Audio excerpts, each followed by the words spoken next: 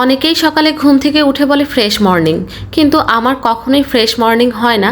একে তো আমি মর্নিং পার্সন না, তার ওপর আমার একটা ফর্মুলা ফিডিং বেবি আছে, যার জন্য আমার রাতে 2 থেকে 3 বার উঠে মিল্ক প্রিপেয়ার করা লাগে। এমনিতেও আমরা শহরের মানুষ, একটু দেরিতে ঘুমাই, তার উপর যদি 2 থেকে 3 বার ঘুম থেকে ওঠা লাগে, তাহলে ব্যাপারটা বোঝেন যে কি হয়। ঘুম থেকে ওঠার পর সবার জন্য ব্রেকফাস্ট রেডি করে ছোট বাবুকে খাইয়ে তারপর যখন আমি চা খাবো, তারপর আমার মাইন্ড ফ্রেশ হবে। তার আগ পর্যন্ত আমি খুব ক্লান্তি নিয়ে আসলে কাজ করি। এই সব কিছু মিলিয়ে আমার দুপুরের রান্নাটা একটু লেট হয়ে যায়, কোনো তাড়া থাকে না। বড় ছেলে স্কুলে চলে যায় আর বাচ্চার বাবা যেহেতু অফিসে চলে যায়, তাই আমি খুব রিল্যাক্সে দুপুরের খাবার রান্না করি। তবে ইদানিং আমি টাইম শিডিউল একটু চেঞ্জ করার চেষ্টা করছি, যাতে দুপুরের রান্নাটা সকাল সকাল সেরে ফেলতে পারি। এর জন্য ব্রেকফাস্ট রেডি করতে করতে আমি কিন্তু রান্নার জন্য সব গুছিয়ে রাখি।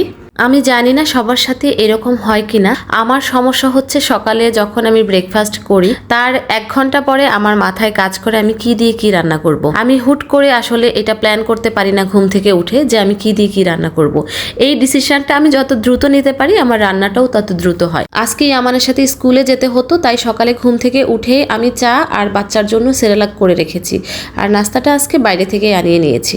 তো ভাবলাম যে এর ফাঁকে আমি তরকারিগুলো কেটে কুটে রেখে যাই, যেন বাসায় ফিরলেই তাড়াতাড়ি রান্নাটা চাপিয়ে দিতে পারি।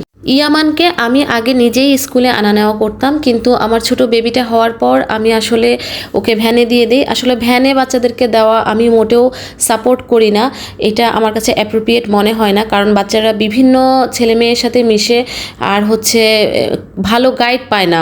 ভ্যানে যে বাচ্চারা যায় এরা একটু চঞ্চল হয়, এদের মুখের ভাষা খারাপ হয়ে যায়, আমি যেটা মনে করি, এবং টিচাররাও এটা সাপোর্ট করে না। কিন্তু আসলে না পারতে দিতে হয়। তবে মাঝে মাঝে আমি আমার হাজব্যান্ড চেষ্টা করি যে নিজেরা নিয়ে যাওয়ার এবং হচ্ছে নিজেরা তদারকিতে রাখার চেষ্টা করি। তবে ইয়ামান ইদানিং আমাকে ভাগে পায় না, ওর বাবাই বেশিরভাগ সময় ওকে স্কুলে আনা নেওয়া করে, আমি খুব কম যাই। তো আজকে আমি গেলাম, সে আমার সাথে স্কুলে গিয়ে প্রচুর গল্প করলো রিক্সায় বসে, আমার খুব ভালো লাগলো। ছোট বেবিটা হওয়ার পর কেন জানি মনে হয় ওর প্রতি একটু অ্যাটেনশন আমি কম দিচ্ছি। আজকে অনেক দিন পর আমি এই জিনিসটা ফিল করলাম, আর ছেলেটার জন্য কেন জানি একটু মায়া লেগে উঠলো যে আসলেই ঠিক না, আমার এই ছেলেটাকেও আমার খেয়াল রাখা উচিত। তো কি আর করার, আসলে আমরা সংসারের চাপে এবং হচ্ছে ছোট বাচ্চা যখন আসে পৃথিবীতে, তাকেও প্রচুর সময় দেওয়া লাগে। সব কিছু মিলিয়ে আসলে হয়ে যায় এমন। আশা করি সব ঠিক হয়ে যাবে, একসময় ব্যালেন্স হয়ে যাবে সব। ওকে স্কুলে দিয়ে আমি বাসায় ব্যাক করার পথে দেখলাম যে চাচা বাসার সামনে মেহেদি নিয়ে বসেছে। তা আমি আবার চাচার থেকে 2 আটি মেহেদি নিয়ে বাসায় আসলাম চুলে দিব বলে। আমার হেয়ার একদম যত্ন নেওয়া হয় না, তো ভাবলাম যে একটু যত্নাদি করি, দেখি কি অবস্থা হয়। দিন দিন চুল পড়ে এমনিতেই টাক হয়ে যাচ্ছি, এখন মেহেদি দিয়ে দেখি কিছুটা হলে রিমুভ হয় কিনা চুল পড়া। একটা সময় নিজেকে অনেক প্যাম্পার করতাম, এখন আমাকে কেউ নিষেধ করেনি, কিন্তু আসলে এখন হয়ে ওঠে না। সব কিছু মিলিয়ে সংসার, বাচ্চা, সব কিছু মেনটেন করে আসলে নিজের ঠিক সেইভাবে যত্ন করা হয় না, যেটা আগে খুব ডেডিকেশন নিয়ে করতাম। এটা আসলে উচিত না, সবারই হচ্ছে নিজের প্রতি যত্ন রাখা উচিত এবং নিজের খেয়াল রাখা উচিত। দিন শেষে আসলে আমরা নিজের যত্ন করলেই, নিজেকে ভালোবাসলেই কিন্তু আমাদের সামনের মানুষ বা অপর মানুষ আমাদেরকে ভালোবাসবে।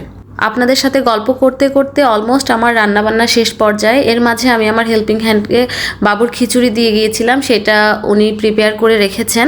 তো ওইটা কমপ্লিট করার পর আমি নিশ্চিন্ত হই এবং হচ্ছে আমাদের রান্নার দিকে আমি মুভ অন করি, কারণ বাবুর খাবার আমার কাছে সবচেয়ে আগে। সকালের ব্রেকফাস্টও ওরটা আগে রেডি করি, তারপরে আমাদের ব্রেকফাস্ট রেডি করি, আর রান্নার বেলায়ও আমি ওর দুপুরের লাঞ্চটা আগে রেডি করি, দেন হচ্ছে আমি আমাদের লাঞ্চটাতে যাই। তো এই হচ্ছে আজকের মোটামুটি দুপুরের রান্না বান্না। খুব সিম্পল 2টা আইটেম করেছি।